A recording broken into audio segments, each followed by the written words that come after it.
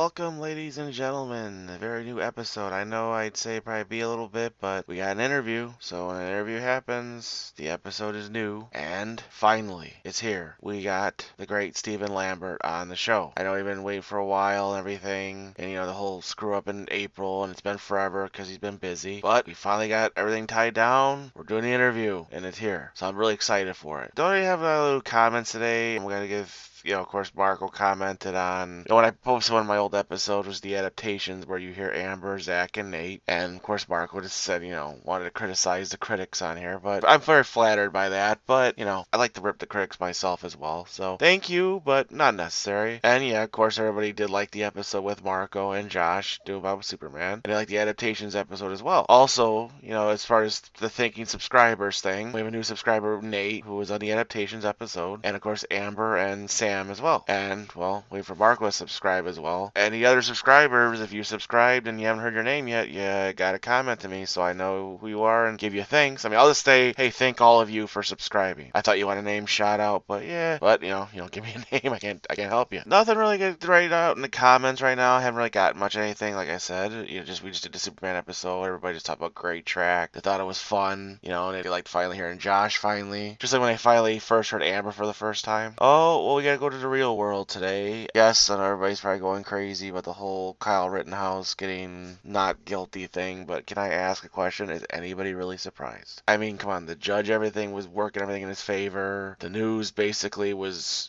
showing juror locations. They had militants marching around Kenosha. It was all big intimidation to make sure he got not guilty. I mean, and of course his phony ass crying. I mean, come on, Tommy Wiseau did a better crying job than that. You are tearing me apart, Lisa! See, there you go. But, you know what? I'm not really going to say much about the whole thing. Yeah, he was attacked. I mean, I don't know what the whole thing was. We only saw one part of the video where he was getting attacked. He fired back. That's the only thing we see. There's probably more to the video. I don't know. It's just we're not going to speak too much about it. Because, you know what? We'll have a positive episode. Let everybody hate him for looking like a big chubby lesbian. Oh, and good news on my part. Yeah, I did mention the second degree. I'm up another belt. I'm up to a blue with black stripe and Hapkido. Took another test recently and passed. I would have gone for purple, but I wasn't 100% sure on the moveset yet. Getting close to another black belt there. But yeah, I am a second degree black belt Taekwondo. Speaking of Taekwondo and degrees, supposedly heard in the news that Donald Trump has been made an honorary 9th degree black belt in Taekwondo. Cue Jim Cornette. Oh, all right. Yeah, I don't really... unless he's been doing Taekwondo for years, which I don't doubt. Honestly, this sounds like there's a whole bribery thing. Well, it was given him by the president of the Kuki Kwan, so maybe that was he greased some palms or something, because no. I mean, come on, even when you have black belt records, they're not secretive, so somebody would have found out something. Hell, even, Putin's very upfront with his martial arts training, but no. I don't really know much to say about it. Maybe not, but honorary 9th degree makes he's a grandmaster. Guy can barely, walk straight, so I highly don't see him doing a kick. But, well, I mean, hey, he signed a nice, uniform for others, so congratulations, I guess. I'm not really going to go and say, oh, yeah, hello, Master 9th degree. No. The master who trained everybody, who basically linked down to my teacher, I'll pay respect to that person. Master Kim, I think his name is. But as far as, I don't know what to say about that. It's ridiculous. If it was a different martial arts or something like that, or he had 9 different belts, possibly. But, I don't think so. I don't know. I mean, come on. Somebody will always find out something about you in private, so the fact that he did this for years, nobody knew about it, get the fuck out of here. So, yeah. Alright, okay. We'll see. Maybe he'll use the Taekwondo on his enemies and or something. It's ridiculous. But like I said, this intro is going to be really quick today because we're going to go right into the interview. That's just the only thing I wanted to rant about. Not really rant, it's just to laugh at. And I bring up the whole Kyle Rittenhouse, and you know what? I have nothing to say. I don't know. We only see what we see on the media. It might not be 100% accurate. It might be. I don't know. I don't know the whole facts of the thing of why he was there, why he had the gun there, I did see in the video he did kick a bag with a flame in it. I did see that. But, maybe there was another part of the video where he shot somebody before he got attacked. I don't know. We'll see what happens. That's all the media does. They'll show you an edited version of shit. I'm not going to give really opinion on it. You could say, oh, great, he's got not guilty, or fuck, the justice system sucks, which it does because all the judges are idiots. I'm not going to give the whole thing on it because somebody's going to be pissed off, and I really don't want to get into that shit. Just like when everybody goes into politics. I don't go political on it. I just call out stupidity. And a lot of times politicians are stupid, and I gotta call them out how stupid they are. So we're not gonna really go into that. You know, we want a positive episode, and what better way do we go with an interview? And I want to say something before this is a very special interview. A lot of the films I love in my life, a lot of the action films, this guy was behind the great action of it. The ninja films I talk about so much, like Revenge of the Ninja, American Ninja, this was him. He did the action of that movie. You know, I bring up the Silver Mask Ninja of Revenge of the Ninja, that was all him. You know, great sequences in Last Crusade, my favorite Indiana Jones movie, all him. He had fight choreography, everything, you know, and he also a great stuntman as well, great martial arts master, all around cool guy. And you'll find him on Facebook, Steven Lambert, and if you're watching YouTube, you'll see right now I have a picture of his book right now, From the Streets of Brooklyn to the Halls of Hollywood, and I'll put a link in the description on YouTube and SoundCloud, and whenever Spotify is up, the link will be there as well, so run, don't walk, to go buy it. It's huge, but the stories are excellent. So, without further ado, let's get right down to it. Ladies and gentlemen, here is my interview with Mr. Steven Lambert. Because if you didn't, I'd find you. Give you this. Nice. How are you, my friend? Good to be here. Are we on or? We're recording. It's a pleasure to be here talking to you. I want to say hello to all our friends out there. I hope you enjoy our conversation. I'm happy that you out there have followed my career throughout these many, many, many years. And yeah, I'm very excited to actually have you on here. Like I tell people all the time, I enjoy a lot of films in my life, and especially action-wise, and you could say you're basically responsible for making the action great, I guess. And a lot of them. I appreciate that. It usually takes a good team, an excellent team, and it's very rare when you find that team of multiple people. And some of my movies, I've had some wonderful help, some wonderful assistance, and a wonderful team. It works, like, because I did like, an episode on ninja films, and the main ones I talk about are like Revenge of the Ninja, you know, Ninja 3, Domination, American Ninja. Well, on those films like Revenge of the Ninja, I mean, as much as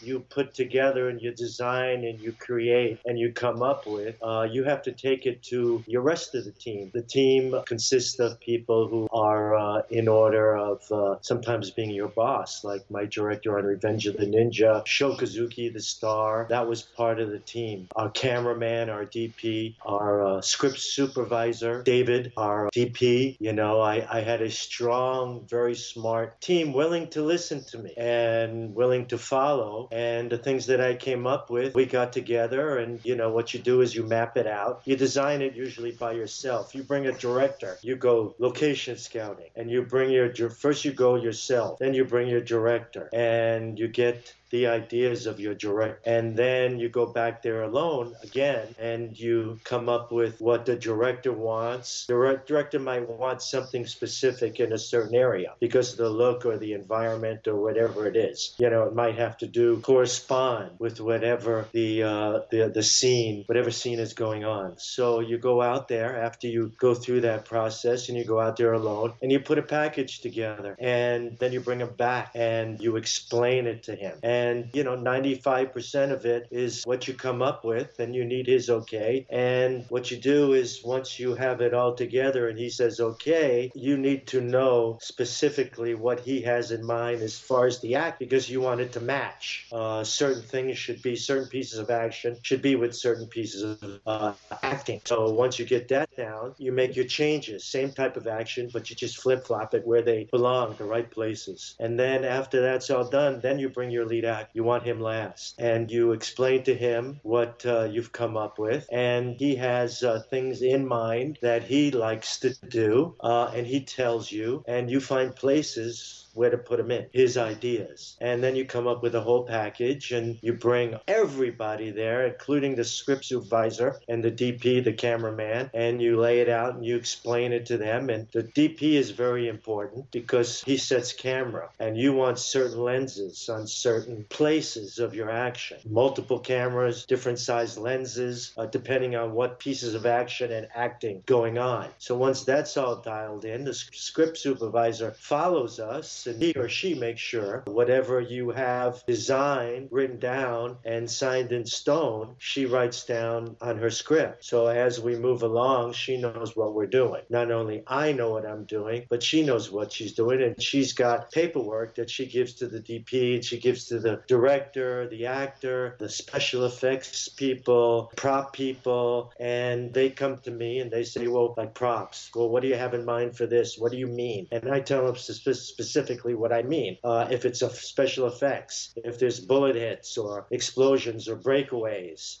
he asks me, well, where specifically do you want this? So that's how basically it comes about. So it's a team, from 1 to 2 to 3 to 4 to the whole crew. Very nice. Yeah, I mean, that sounds really good. 'Cause I always said, like, I love the way some of the action and stuff came together. And, of course, that great role you did as the Silver Mask Ninja in Revenge of the Ninja. Just your whole body movement and everything you did in action and stuff. Oh, God bless you. That's so important to me. Body language, people don't realize that body language is part of the deal, part of making the simplest thing look different, fantastic, unusual. And if you go back in time and look at your great films, not only martial art films, but westerns or dramas, when there any type of action or even acting, because a lot of times acting is involved with the action. So I have to be involved with the acting too. So we correspond, the director and I correspond. In other words, if the actor's doing some dialogue or whatever he's doing, non-action, and there's a piece of action, and if I come to him and say,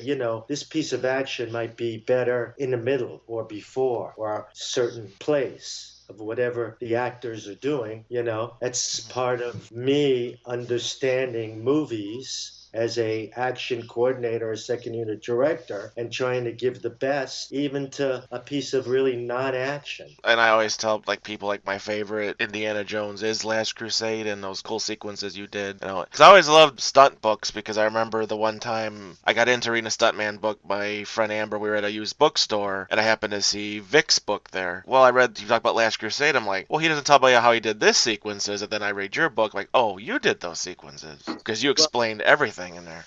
I'm a man of detail and memory. And if you read my book, I explained I've always been a people watcher. I've always watched. I've always made that, because 90% of the time you're on a set, you're bored 90% of the time. Yeah. So you find things to do. So I always found out that it was fun and different to watch everybody. The simplest thing, the actors, the directors, the producers, and you see things when you see things you don't normally see. So it's fun. On Indiana Jones, it was a very special privilege to me to be called to double River Phoenix and Vic Armstrong. I don't have a lot of respect for talent in my business, because that's not how a lot of people succeed. Some people succeed on talent, and Vic is very smart and very talented, and I respect him a whole lot. And we got along great. And the first sequence I did was that train sequence. And Vic knew my reputation, but we never worked together. And Steven Spielberg knew my reputation through Vic Armstrong, because anybody who works for Steven Spielberg, has to go through a little checklist.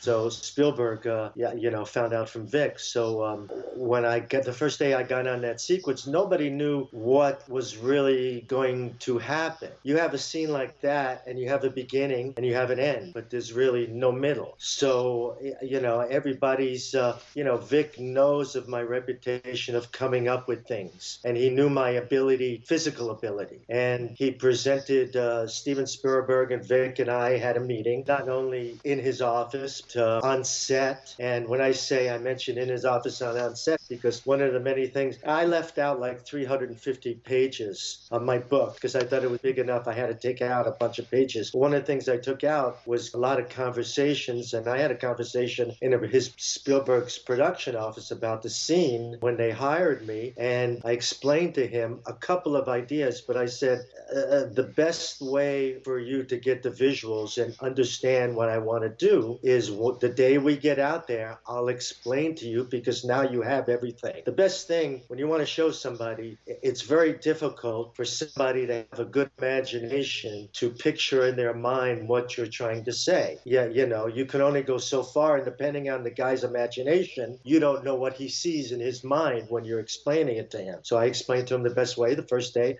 I'll explain it to you. I did say to him that I have an idea to do a few of my movie heroes are people like Charlie Chaplin, Buster Keaton, guys like that. And I said, I have an idea to do something on the train like they would do, how they, very physical, very body language, I see this, it's a serious thing, but I see comedy in it. I see a chase, but they never get them and they get into situations. And I said, you mentioned a couple of things in here, let me see where they are, in the script. It mentioned a couple of things. It didn't mention the snake, where if you read my book, I told you the joke they pulled on me. I had no idea that they were going to put a snake in the scene. And when I rehearsed it, for the audience out there who hasn't read my book, when Spielberg and Vic Armstrong came to me, I'm jumping from thing to thing. But when they came to say, we're going to rehearse that little thing in the boxcar where you fall into the box. And I say, okay, where the ladder fall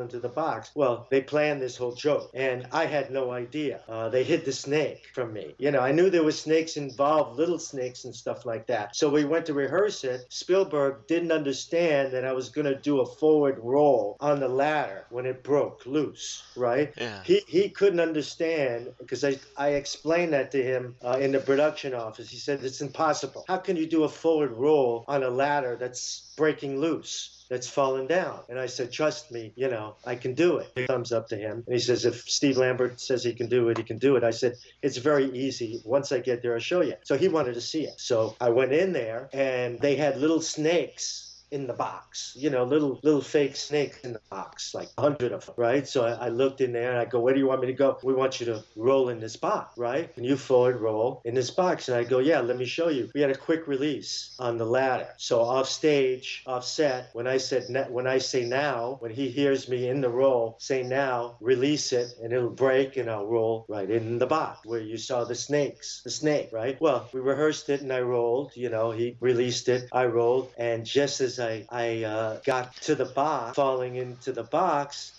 they popped the snake out. And they thought it was impossible. They didn't know how I did it. But from an angle like this, I pulled myself back and I fell backwards off the ladder because it scared the shit out of me. And everybody, Harrison Ford was there, the whole cast and crew was there. They all had a great laugh at my expense. So things like that, nobody ever hears of, nobody ever sees. So in Vic Armstrong's book, he doesn't detail a lot of things. It's a great book, and there's a lot of great stunt books, but what people have made a mistake in the past is they tell you the same story, show you the same pictures, and tell you what everybody knows. People want to know what they don't know, and that's why I wrote my book like that. You've never read a book like that, have you? No. It's a very unusual style of writing, and what I did is I just sat down and I spoke on a tape recorder, and as I spoke and as I explained it, my version, my way of speaking, that's the way I wrote it,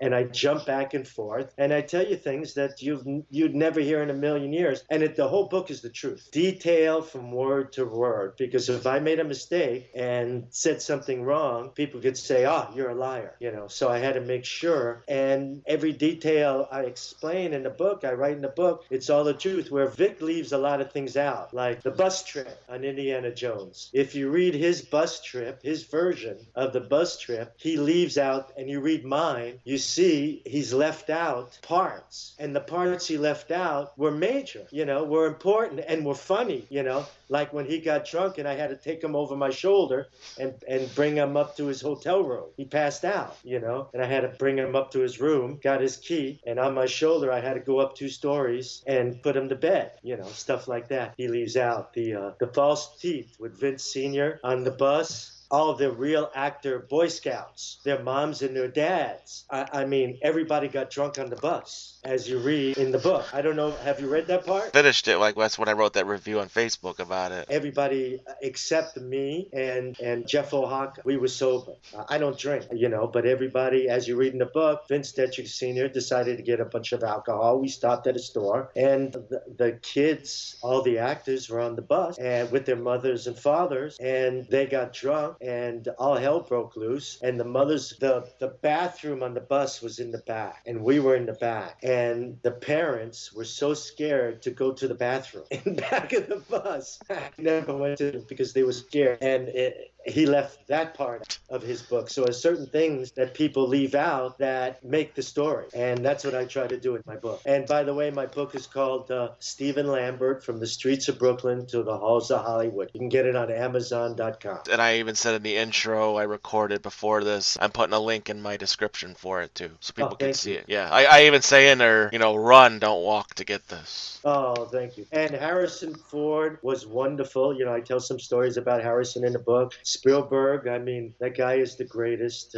He's so much fun to work. When you do something good, he tells you and he shows it. He's like a little kid in a candy store. Very smart man. I've never worked with a director that knows almost everything about every department on a movie. It's very hard for that man to be fooled. That's why he's so good. Yeah. But he's like one of the favorite directors I always like watching his movies. Yeah.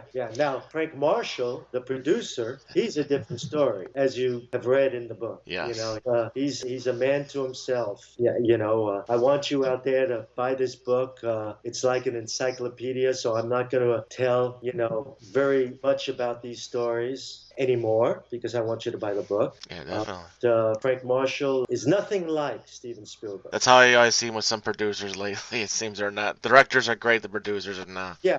And what surprises me is a man of that stature and, that well known. You go on a movie to begin with and you respect him and you admire him. You have ideas in your head of greatness. Then when you find out what a person is really like, that greatness you realize is just an illusion. Yeah. And that's what people out there in the audience don't realize. A lot of these famous, well-known people, are just people like you and I and you out there. All they have is, money, and money doesn't make you a better person inside. Read the book. He's not a nice guy. I read that story too, and I was shaking my head reading a lot of those stories I seen. I was just like, that's why I really like more especially when he tried to say, oh, ask him, it's his fault. And you're like, no, it's your fault. It's like, yeah, dude, you're not going to take that. Classic story. No, I've always believed, and it's been wonderful, and it's also been very few times terrible. Most of the time it's been wonderful, meaning speaking the truth.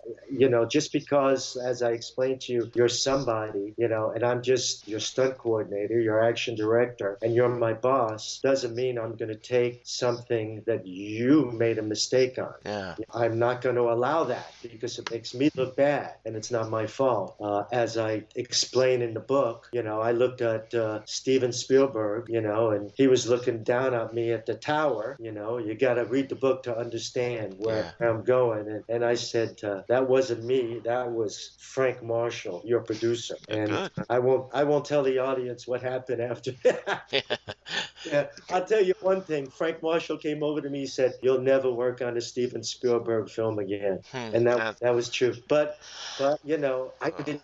You always stand up for what's right. And I'm a type of a person is you hire me for my work. You hire me because you admire my work and you enjoy my work. And I'm going to work hard for you. And I'm not going to let anybody make you look bad. Or I'm not going to let anybody make me look bad. And Frank Marshall tried to make me look bad. And I warned him before we shot this, before we, in the production office. The audience out there don't know what I'm talking about unless they read the book. Yeah. But, when you warn a person a number of times and, when the person, something doesn't go right and the person blames it on you, you have to turn around and defend yourself. And Spielberg believed me, and otherwise I wouldn't have been on the set the next day. But Frank Marshall didn't like that I told the truth and defended myself. And to make a long story short, 5 minutes after that happened, he walked over to me and he said, what I just told you, you'll never work on a Steven Spielberg film again. And it was okay with me because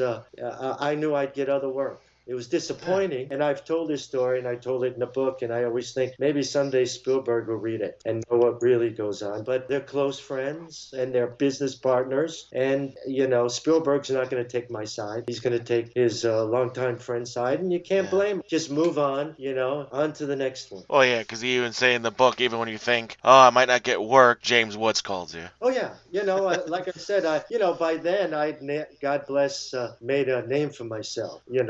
Every time I turned around, people would call me to get work. So when you have that confidence and you're that blessed, it's okay.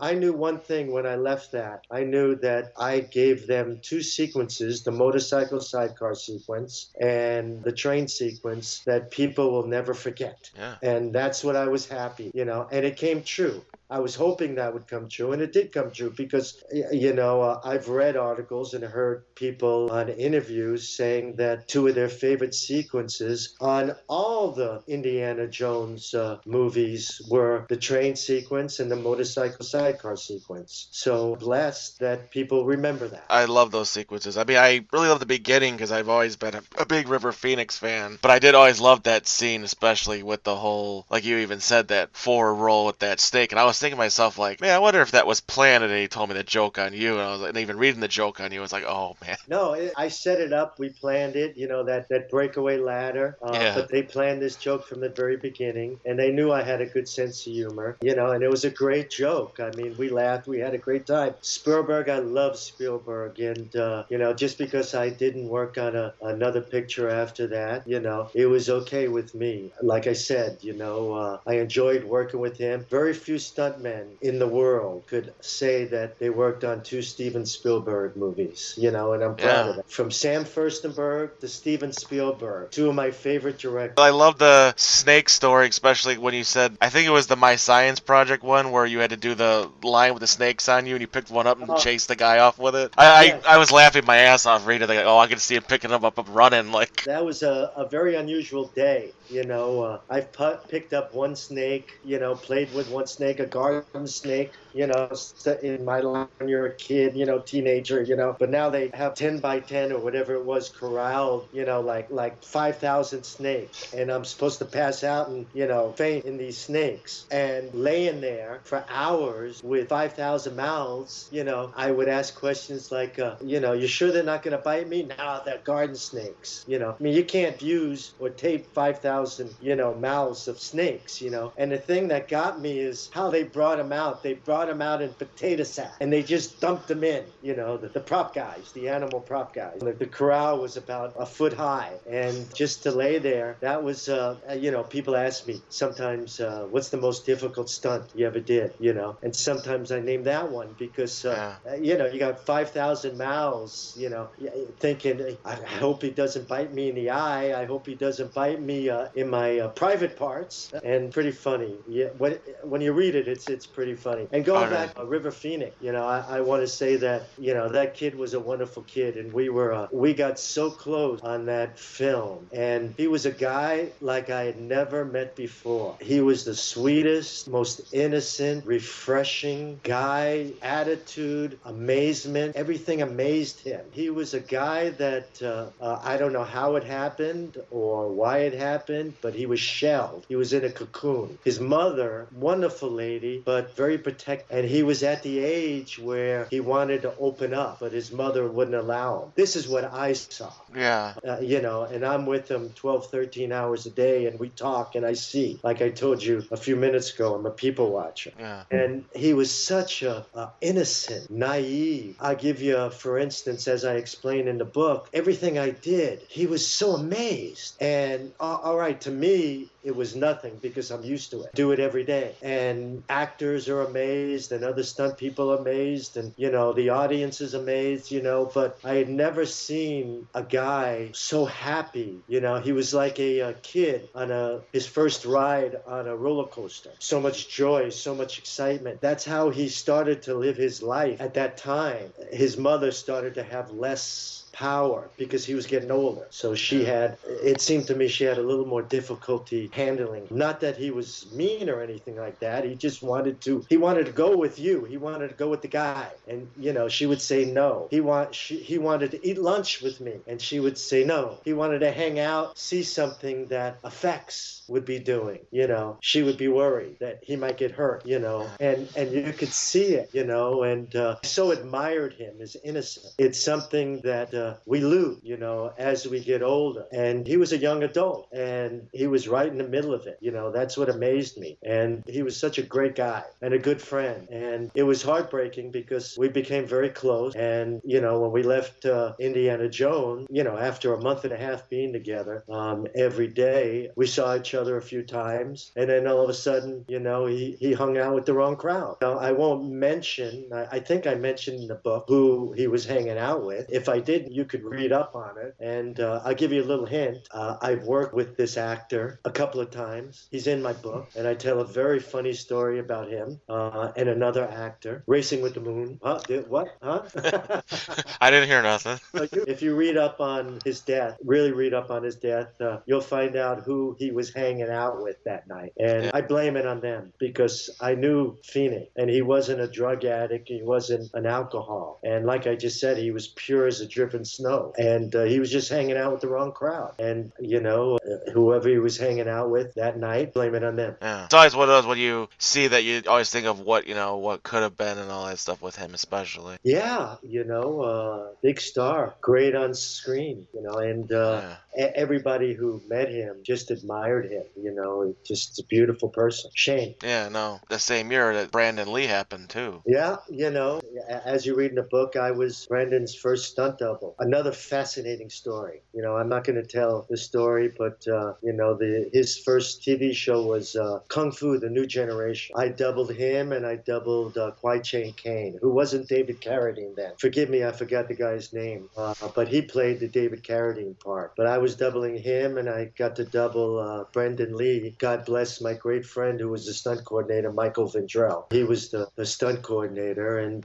we were great friends, and we knew each other's talents, and he surprised me. I had no idea until I got on the set. And it's a fascinating story. I tell some inside information about Brandon in the book that would blow people's mind. I'm not going to tell you the juicy details, but again, you have to get the book, Steven Lambert, From the Streets of Brooklyn to the Halls of Hollywood, Amazon. Yes. But that's another fascinating story, and there are many, many hundreds of stories. The book, my friends out there, I think it's 756 pages. It's an encyclopedia. I talk about so many actors, so many directors, so many producers, so many stuntmen. I tell you the good, bad, and the ugly, and the funny. And I tell you the truth about people. Sometimes I sugarcoat it in a sense where you have to see through the line and the word, what I say. Like when I talk about the domination and Lucinda Dickey and I, yes. I say some things in there that you have to go, what the hell is he saying?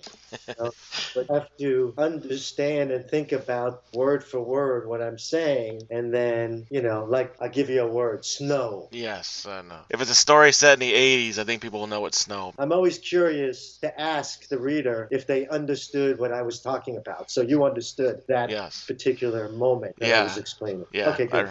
I had to read that part because when I started reading that chapter, I'm thinking to myself, like, wow, this happened? Okay. And I'm thinking to myself, like, am I going to, like, let me look up her name. Is it her real name going to be Lucinda Lambert now, or what's...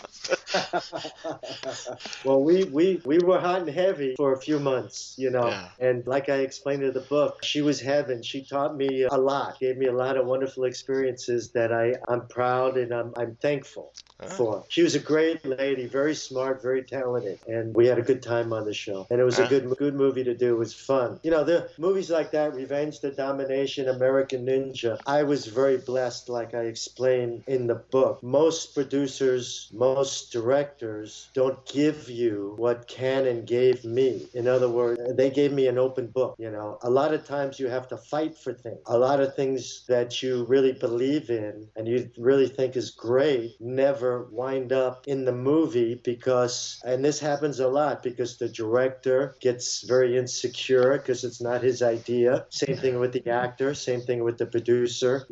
I was very blessed that I had an open book with with Menachem and Sam Furstenberg. You know, they trusted me and I trusted them. And, you know, a stunt coordinator doesn't get that much, I don't like to say power, but at this moment, I don't know of a better word, on a film like they gave me. That's why I always be thankful for Canon, because the more power, the more of an open book they give you, the more you learn, the more experience you get. And directing second unit, directing actors, and doing action. And the better you get. And the great thing about those three movies is, which really pulled at my shoestrings, was I didn't have much money to do any of those films. So I had to come up and do things physically, you know, without any movie magic, you know. And it was important to me to give you one step above what a normal athlete would give you. That was important, otherwise you wouldn't think it was cool. So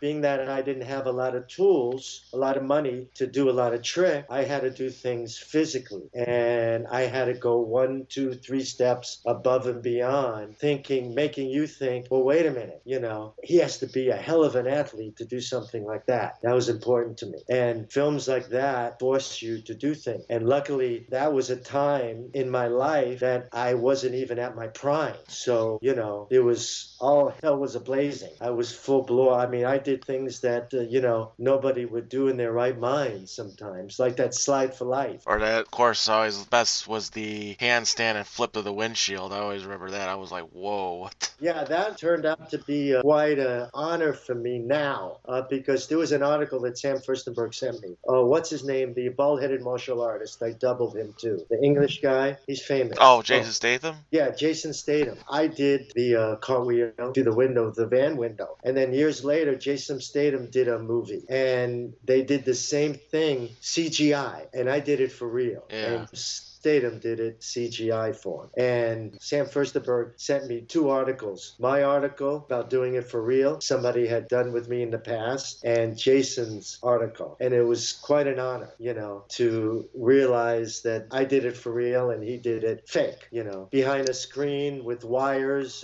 and harnesses. And, you know, I had none. We did it for real. In those days, like I said, we didn't have much money. Whatever I came up with, I had to be able to do myself or make happen. And was like bring up Canon. Have you ever gotten to see those documentaries on Canon films? Yeah, I'm very unhappy about them. I knew Menachem, as you read in the book. Yeah. I love Menachem. Yeah. He was bigger than life, and he loved me. You know, every time he saw me, he made it out to be a spectacle. And he was a very unique man. And I saw those 2 movies, and they make a mistake. They don't really talk to people who really enjoyed Menachem. As you read in the book, again, I keep on bringing the book up, is most people were scared to death of Menachem Golan, as I explain in the book. You know, I mean, Sam Furstenberg, Avi, Gidi Amir, I can go, all these producers that are doing the superhero movies now, I mean, all these big producers now, they were PA and assistants, you know,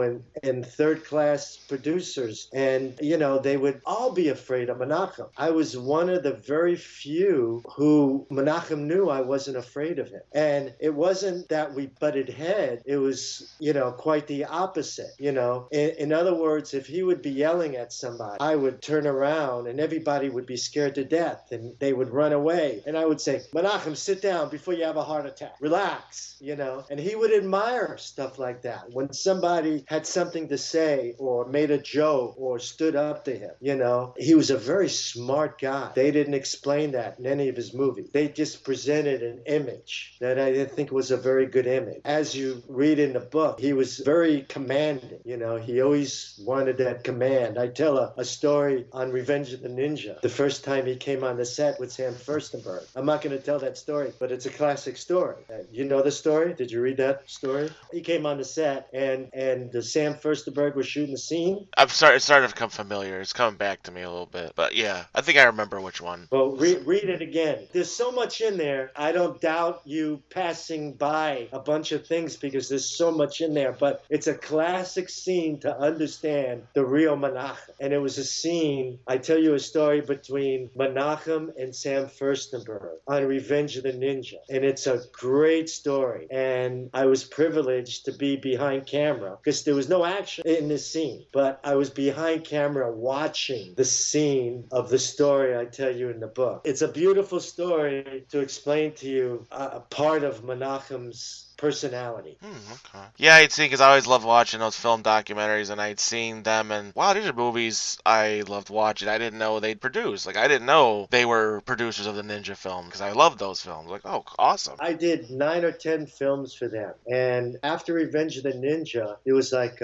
Death Wish was coming out. They were doing Death, and I wanted to do Death Wish. Well, Menachem said, no, you're doing the Domination. I didn't want to do the Domination because you have to understand, I'm a martial artist, but I'm also a stuntman. And I do so much martial arts in the business. Probably a good 40% of my work has to do with fights and physical stuff, you know. So it's nice. I always felt it was wonderful to get away from fights and martial arts. So after Revenge of the Ninja, I wanted to do Death Wish 2 or Death Wish 3. I think, forgot what it was. And Menachem said, no, I want you to do the Domination. That's what you're going to do. So when it came to after American Ninja 1, I finally said no. And I left for Remo Williams. He was so mad at me. He called me up, as I explained in the book again. He was so upset at me. I thought that I would never work for him again, but a couple of years later, he called me on Invaders from Mars. Yeah.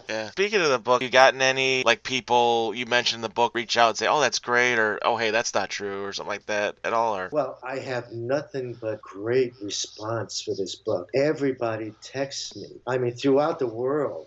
It's amazing, and it's so gratifying, and I'm so happy, and I'm so thankful because I had never, as I explained, I'm a kid from Brooklyn, a punk kid from Brooklyn, and F's, D's, C's, in school. The only A I ever got was in gym, so I was never school smart. I was always street smart. I always had great common sense, as I explained. And what was the question again? Gotten a lot of positive response? Yeah, so the people, when I wrote the book, it was my first book. I didn't know what I was doing. I didn't know. I had an idea in my head what I wanted. And what I wanted was something different than what most stunt people, actors, directors, producers write when they write their books.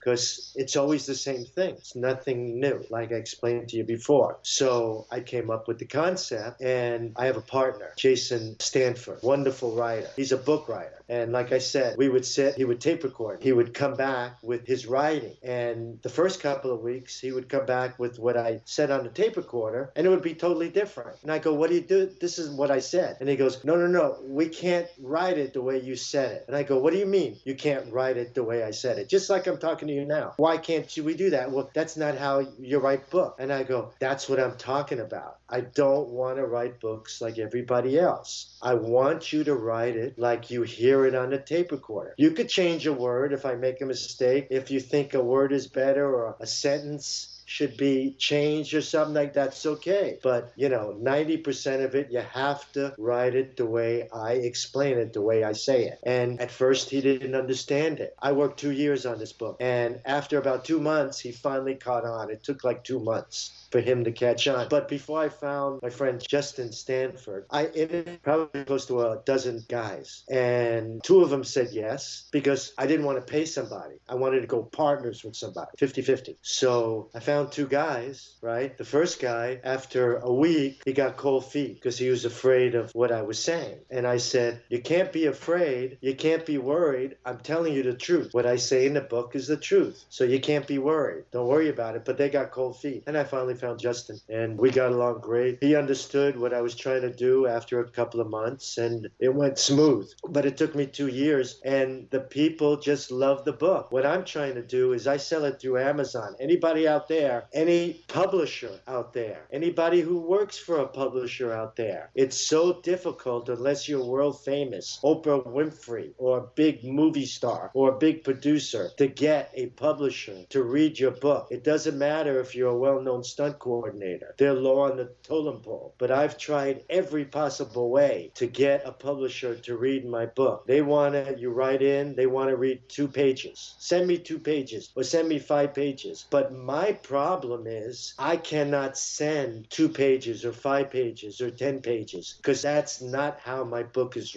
written. You have to read my whole book to understand because it's my life story. And I jump back and forth to make it, like I'm telling one story about one person and all of a sudden something comes up and I go to another story and then I go back to that story. So to send somebody 10 pages, I do that and I never get any response. What I'm trying to say, the book is so wonderful, and I've gotten so many wonderful comments and letters and texts from so many thousands of people. They all love it, that I want to get it to a publisher, but I can't. Nobody will read it because publishers, the big shots, don't read it. They have little guys to read, and they only want to read 2 pages or 5 pages. And my book, you don't understand. Tell me, how can you understand my book if I give you 5 pages to read? Exactly. That's actually why I did the same thing. I put my book through Amazon and Barnes when I did the creating of it and all that stuff. So you can't get through. I want my book in libraries. I want it at airports, at bookstores. You can't leave them there unless you're with a publisher. And I can't get a publisher to read it. So anybody out there who knows a publisher, I'll make them a partner. I'll make you a partner because I know if a publisher reads this, I know he'll love it because it's a book like no other. And there's thousands of stories. I've been in the business from 1976 to now, and I tell there's hundreds of movies in there and thousands of actors and producers and directors, famous, to John Carpenter, to Spielberg, to De Niro, to Pesci, to Shirley Temple. I mean, producers, directors, actors, famous stunt people, famous movies, small movies. I tell you things that you never would imagine had happened. So give me a call, 818-310-5756, Steven Lambert. Yeah. Yeah, that'd be great to see these in libraries and airports and stuff. Yeah, and at this point in time, now I'm working on trying to make it a movie, making it a script. It's very difficult to make a book that's 756 pages into a 118-page script. Thought about can this be a movie, or could you make this maybe a Netflix miniseries or something like that? It could be a TV show or it could be a movie. I prefer a movie, and I have a wonderful idea, and it's an incredible idea how it starts out. I'll give you a hint. It's all a dream. And it blossoms from there, and it's a beautiful story. And I'll give you another hint. It's more or less a children's story. I think I know where this is. And if you think about all the stories I tell you in that book, can you imagine some of them on film? Yeah. With, actors playing the real actors. Arnold Schwarzenegger, Sylvester Stallone. If they end up actually picking younger people to play the act, you could use my friend Marco as Arnold, because he could do Arnold's voice really dead on, so. Yeah, they have to be special. When you're talking about Arnold or Sven Thorsen, yeah, his one of his great friends, you have to really, as you read in the book, I tell you things about Arnold, about Sven Thorsen, as I tell you about other people that you probably went, oh my God, did that really happen? I always want to ask Sven is, how did they do that whole fight scene in the snow and red heat, and they're basically naked out there fighting? For real, yeah. For real. Joel Kramer and Benny Dobbins. Benny Dobbins was one of my sponsors, the stunt coordinator, the second unit director of that movie. Yeah. Was one of the sponsors when I first got into business. And Joel Kramer is one of my dearest friends, and Sven Thorsen, one of my dearest friends. So yeah, they did it for real in the snow. As in, Benny Dobbins passed away in that film. Yeah, because when I watched that fight scene, I'm thinking to myself, they have a hot tub nearby they could jump in when it's cut or something like that. Yeah, let me give you a line that Sven Thorsen said when they yelled cut, right? He looked up at Joel Kramer and Arnold Schwarzenegger and said, "Please, I need to go inside." And Joel Kramer said, "Why?" And Sven Thorsen said, "Because my pee-pee is cold." All the stories you told about Sven is pretty funny in there, so. How do you like the story in the sushi bar? With the cigarette? Oh, yeah. Okay. I'm trying to think. It's you have to throw some hints. I'm there's so many stories, especially when you mentioned the Monaco. I'm what was that story? I remembered it too. I don't blame people. There's so much but you got to go over it again. If you Yeah. realize the cigarette in the sushi bar and what Sven Thorsen did. And Billy Lucas, Joe Kramer, myself, and Sven Thorsen was there with Arnold. And what happened, it's a great story. It's a classic story. What about that? What do you remember the scene when we were walking back to the hotel? Arnold, Sven, Joe Kramer, and I, and we see the director by the hotel in the bushes. I think so, 'cause I remember that's one of those things I laugh at when I read this. Got to read that story. Probably like later, I'm definitely gonna go over these stories again. So, Yeah, because like that's when I read this, it's like this has got to be the on problem film. It's with great. you interview guys. It's a problem with you interview guys. You ask me about revenge or the domination or American Ninja, but you don't really read the book and really get the incredible stories. That story with Paul Verhoeven on that Yeah. movie and what we saw at the hotel in the bushes, read up on it. And then get back to me on Facebook. Oh yeah, okay, all right, yeah, I'll look up it again. It's like I said, like when you bring up the little hints, I'm like, wait, that sounds familiar. I just can't remember it exactly, but I remember because some of these things I'm reading, I'm just cracking up laughing reading it. So because I know you did say when you did train growing up, when you started training for years, that a couple of your big classmates were Al Leong and James Liu. Yeah, well, I grew up with Al Leong and James Liu and so many other incredible people that weren't fortunate enough and blessed enough to find the movie business. Went to the same school, Robin Kane, a guy named Robert Tolger, Jimmy Brown, the Louis brothers. I can go on and on and on. So many incredible talents. The stories I tell about the tournaments. In the 70s and 80s, they were incredible with so many great martial artists: Chuck Norris, Joe Louis, Sammy Pace, Steve Fisher, Benny Urquidez. How do you like the story I told about Benny Urquidez? One Benny story in the Prison fight? Yes. Yes, that one I remembered. Okay, I remembered. That's the most incredible Benny Urquidez story anybody has ever heard or read in their life. It's an incredible, one of my favorites. He knocked that guy cold. He seems like that type of guy that, I mean, like I see him in interviews, really nice guy, but he seems like the type of guy you cross him, he would. Maximum security prison. Can you imagine? They knew who he was. They used everybody in that movie, that Tom Selleck movie. Everybody in that prison scene was real maximum security prison. And when Benny the Jet walked out, they applauded, standing ovation. Hundreds of Mac killer. It was amazing. It was amazing to see it. What went on there? Read the story again. Yeah. I mean, the way I explain it, imagine that on a bookcase at LAX, reading that story on a plane. Imagine that in a movie. Imagine that story in a movie. It's an incredible story. Incredible. Okay, now you said Verhoeven for that other story. It's starting to come back to me a little bit, so. There was two stories about Paul Verhoeven. Me getting the bullet hits, playing the yuppie on the escalator, and then there was a story about Paul Verhoeven on the side of a hotel in the bushes. Remember that now? I think I'm remembering it, but I What don't. we're going to do is someday we're going to do a part 2, and you're going to read the book again. Yes. And find stories that you think people will be interested in. That Oh, yeah. not the tip, like the Paul Verhoeven. They're incredible stories, and they're the truth. And that's why I wrote, don't hear stories like that. Like I said, the good, bad, the ugly, the weird, and the funny. And the Bush story with Paul Verhoeven is definitely weird. It's definitely. So we're going to end it now. I have to go about Thanksgiving chores. All right. I much appreciate this. I hope I showed you a good time. Yeah, you did. Thank you. Thank your audience. Thank all my friends out there. God bless. Definitely. Stay safe. Protect yourself out there. Yes. All the crazy stuff that's going on in the world.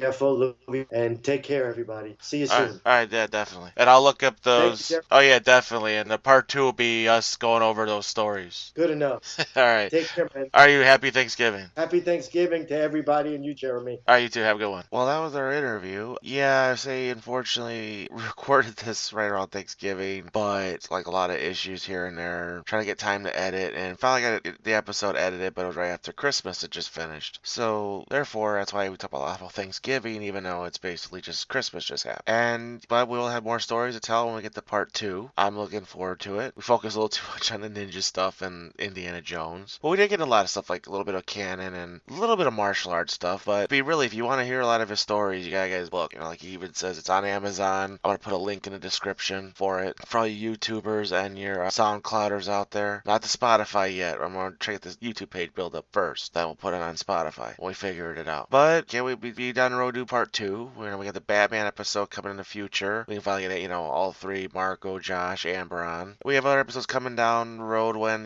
things aren't so hectic lately. This is why I don't get episodes out as much. I will still try to get episodes for the future. Hopefully, I'm gonna try to get more stunt people, more martial artists. Maybe down the road, hopefully get Viking Samurai back on. But he's got his own show to run, and he's got tons of content to get a good bunch of shows out. So if you want to listen to Viking Samurai, you'll see a little link right here, and if you're watching YouTube. But in the meantime, we want to say Merry Christmas. Happy Kwanzaa, Happy Hanukkah. I want to wish you happy holidays. Unfortunately, people aren't going to be really happy because a lot of people couldn't travel this year because a new variant just emerged. And we can give all good thanks to our wonderful vaccine fighters out there. Not the ones that are fighting it because of medical reasons or just the usual dumbasses just listening to idiots. Yeah, thank you. You're causing us more problems again. And now Chicago's doing it to where you have to be vaccinated to go into places. It doesn't matter if you have a medical problem. I know it's not fair to those medical people, but, hey, thank these morons. They're the ones making you be stigmatized. So, from all our normal people that are trying to make the world normal, we have a nice holiday greeting to give to you wonderful vaccine-denying idiots. And here it is. Thank you, and go fuck yourself. Well, hope you enjoyed that. But, like I say, in the meantime and in between time, have a good happy holidays. I hope you all enjoyed Christmas, and also hope you all enjoyed listening to Steven. And if you want to look up Steven,